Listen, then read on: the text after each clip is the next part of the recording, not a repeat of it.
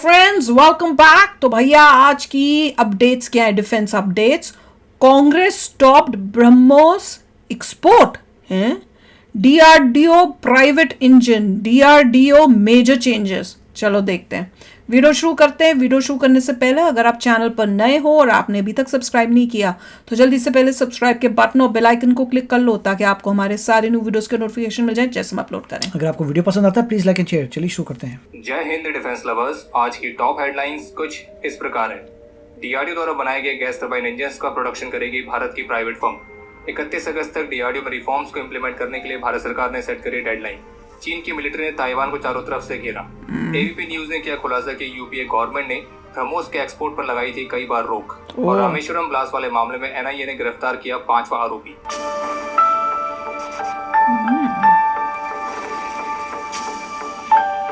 ये दूरदर्शन का म्यूजिक है। हैदराबाद बेस्ड भारत की एक प्रिसीशन इंजीनियरिंग कंपनी जिसका नाम है आजाद इंजीनियरिंग लिमिटेड, तो इन्हें भारतीय रक्षा मंत्रालय से एक महत्वपूर्ण कॉन्ट्रैक्ट प्राप्त हुआ है। और इस कॉन्ट्रैक्ट के तहत जो आजाद इंजीनियरिंग लिमिटेड है तो वो डीआरडीओ लैबोरेटरी जीटीआरई द्वारा डिजाइन किए गए इंजन्स के लिए एक प्रोडक्शन एजेंसी की तरह फंक्शन करेगी। और जानकारी के लिए आपको बता दें कि जीटीआरई यानी कि गैस टरबाइन रिसर्च एस्टेब्लिशमेंट, तो ये डीआरडीओ की वो लैबोरेटरी है जो कि मुख्य रूप से मिलिट्री एयरक्राफ्ट के लिए एरो गैस टरबाइंस के रिसर्च और डेवलपमेंट के लिए जिम्मेदार है।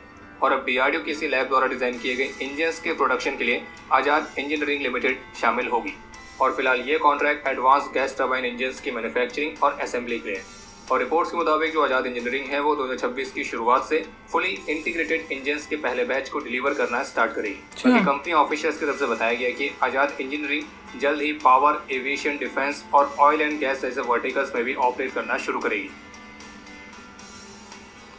डीआरडीओ को और ज्यादा एफिशिएंट बनाने के उद्देश्य के साथ अब भारत सरकार डीआरडीओ में कुछ महत्वपूर्ण रिफॉर्म्स लाने के लिए तैयार है, जो कि ex principal scientific adviser professor K Vijay Raghavan द्वारा रिकमेंड किए गए थे। और डीआरडीओ के अंदर इन रिफॉर्म्स को इम्प्लीमेंट करने के लिए भारत सरकार ने 31 अगस्त तक की डेडलाइन भी सेट करी है। और इसके लिए एक खास कमेटी भी बनाई गई है जो कि इस बात को सुनिश्चित करेगी कि जो रिफॉर्म्स हैं ये 31 अगस्त के डेडलाइन तक इम्प्लीमेंट हो जाने चाहिए। और इसे डीआरडीओ प्रमुख डॉक्टर समीर वी कामत और डीआरडीओ के अन्य 2 सीनियर डायरेक्टर जनरल्स लीड करेंगे। और ये अभी क्या चल रहा है? इंडिया टुडे की तरफ से होने वाला ही है। हालांकि कुछ डिफेंस साइंटिस्ट की तरफ से इन रिफॉर्म्स को लेकर एक अपोजिशन भी देखने को मिला था, लेकिन इंडिया टुडे की रिपोर्ट के मुताबिक ऐसा प्रतीत होता है कि भारत सरकार अपना पूरा मन बना चुकी है कि डीआरडीओ में इन रिफॉर्म्स को जल्द से जल्द इम्प्लीमेंट किया जाए। बाकी डीआरडीओ की एफिशिएंसी बढ़ाने के लिए जिस तरह के रिफॉर्म को लागू करने के लिए सुझाव दिए गए तो उनमें से काफी कुछ बिल्कुल वैसे ही हैं जैसा कि अमेरिका की research and development agency DARPA भी फॉलो करती है। डार्पा के बारे में नहीं पता उन्हें बता दें कि डार्पा यूएस के लिए बिल्कुल वैसे ही है जैसे कि भारत के लिए डीआरडीओ। और एक इंटरेस्टिंग बात यह है कि इन दोनों ही ऑर्गेनाइजेशंस का जो नाम है वो डी लेटर से स्टार्ट होता है और दोनों के ही डी डिफेंस को रिप्रेजेंट करते हैं। इतना ही नहीं बल्कि ये दोनों ही ऑर्गेनाइजेशंस 1958 में स्टैब्लिश किए गए थे, यानी कि लगभग एक ही समय में स्थापित होने के बावजूद भी आज के समय में जो डार्पा है वो डीआरडीओ की तुलना में टेक्नोलॉजीज को डेवलप करने के मामले में काफ़ी आगे है। और इसके पीछे एक बहुत बड़ा रीज़न भी है, और वो रीज़न क्या है उसे हमने डिटेल में डार्पा वर्सेस डीआरडीओ वाली वीडियो में एक्सप्लेन किया है। अगर आपने वीडियो नहीं देखी है तो उस वीडियो को जरूर देखिए, आपको इस तरह की वीडियो यूट्यूब में और दूसरी नहीं मिलेगी। बाकी उस वीडियो का लिंक इस वीडियो के डिस्क्रिप्शन में मिल जाएगा। तो जैसा कि पिछले डिफेंस अपडेट में हमने आपको बताया था कि अपने साइकोलॉजिकल वॉरफेयर के हिस्से के तौर पर और ताइवान की गवर्नमेंट और ताइवान के लोगों के अंदर एक साइकोलॉजिकल दबाव बनाने के उद्देश्य के साथ चीन ने ताइवान के पास मिलिट्री ड्रिल्स को शुरू किया और इस ड्रिल को चीन ने नाम दिया है पनिशमेंट ड्रिल। तो इसी को लेकर शुक्रवार को चीन की तरफ से कहा गया है कि ताइवान को कंट्रोल में लेने की प्रैक्टिस के हिस्से के तौर पर चीन की मिलिट्री ने ताइवान को घेरने के लिए अपनी एबिलिटी को टेस्ट किया। और इस ड्रिल के हिस्से के तौर पर चाइनीज नेवी की शिप्स और उनके मिलिट्री एयरक्राफ्ट ने ताइवान के चारों तरफ वही पाकिस्तान मेंटालिटी, तभी मैंने बोला था पाकिस्तान जैसे ही बन रहे हैं। जॉइंट स्वॉर्ड 2024A, जिसमें कुछ महत्वपूर्ण टेरिटरीज को कंट्रोल करना, संयुक्त रूप से मिलकर स्ट्राइक करना और संयुक्त रूप से मिलकर पावर को सीज करने जैसी कैपेबिलिटी को टेस्ट किया गया। लेकिन आपको बता दें कि जब वर्ल्ड इन्हें पनिश करेगा ना तब इनको अक्ल आएगी। बात को लेकर बिल्कुल स्पष्ट है कि ताइवान एक स्वतंत्र देश है और चीन उसको जो भी दावे करता है वो सारे बेबुनियाद हैं और चीन का ताइवान पर कोई भी हक नहीं है। बाकी ये बिल्कुल स्पष्ट है कि ताइवान के पास मिलिट्री ड्रिल्स को कंडक्ट करके चीन एक तरह से ताइवान पर साइकोलॉजिकल प्रेशर बनाने का प्रयास कर रहा है। उनको भी आदत हो गई। बेंगलुरु के रामेश्वरम कैफे बॉम्ब ब्लास्ट वाले मामले में आज शुक्रवार को एनआईए ने एक और आरोपी को गिरफ्तार किया है जिसकी पहचान शोहेब अहमद मिर्जा और छोटू के तौर पर हुई है, जो कि 35 वर्ष का है और कर्नाटका का निवासी है। और ये रामेश्वरम कैफे बॉम्ब ब्लास्ट वाले मामले में गिरफ्तार हुआ 5वां आरोपी है। और इतना ही नहीं बल्कि ये शोहेब अहमद मिर्जा है, और इतना ही नहीं बल्कि जो ये शोहेब अहमद मिर्जा है तो ये पहले लश्कर के टेरर कॉन्स्पिरेसी वाले मामले में भी दोषी पाया गया है, और तब इसे जेल भी हुई थी, लेकिन जेल से रिहा होने के बाद ये एक बार फिर से रिहा करना ही नहीं चाहिए था, कॉन्स्पिरेसी में शामिल हुआ है।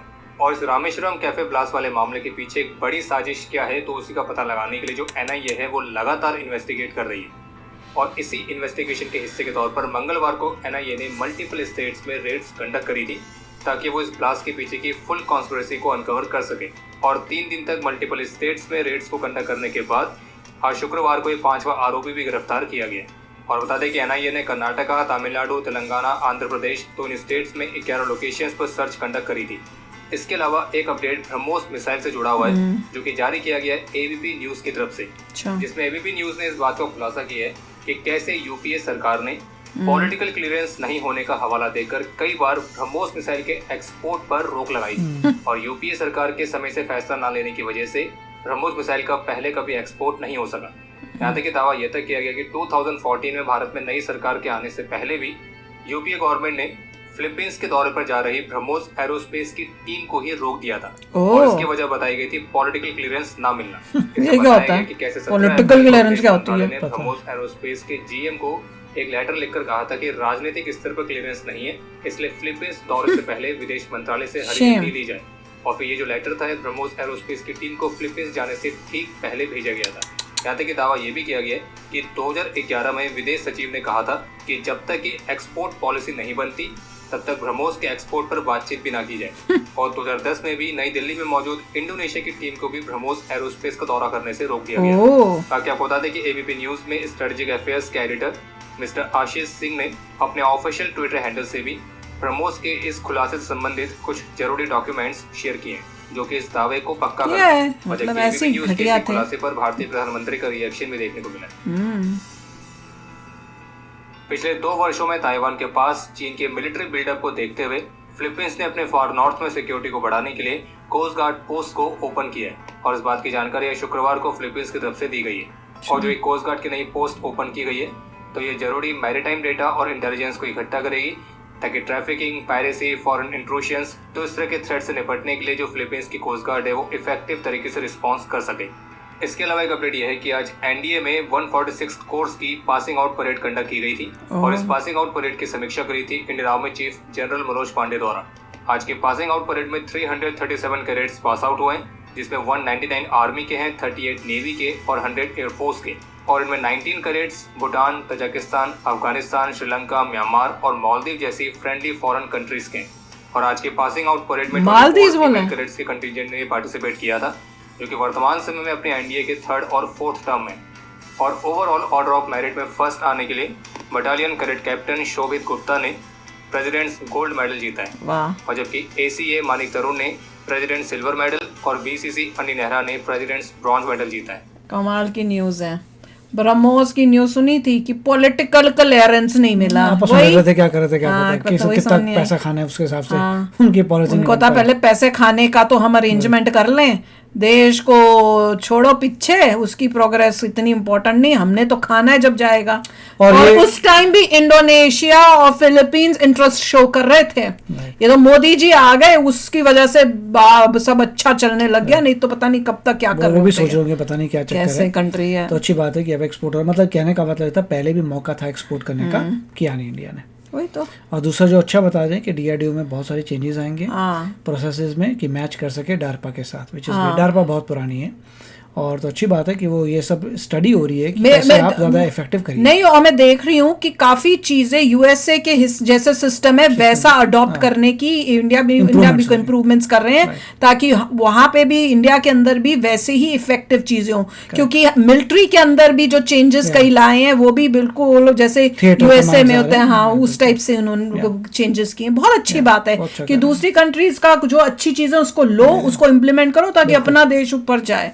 बहुत ही अच्छा है, बहुत ही बढ़िया है। तो चलो अभी शेखर ना अपने थॉट्स चलते हैं, मिलेंगे नेक्स्ट वीडियो में बहुत ही जल्द। Till then take care and bye bye. तो अगर आप मेरे इस चैनल पे नए हो तो जल्दी से सब्सक्राइब के बटन को हिट करो और बेल आइकन को क्लिक करो ताकि आपको मेरा जब नया वीडियो मैं लगाऊं आपको उसके बारे में जल्दी से पता चल जाए।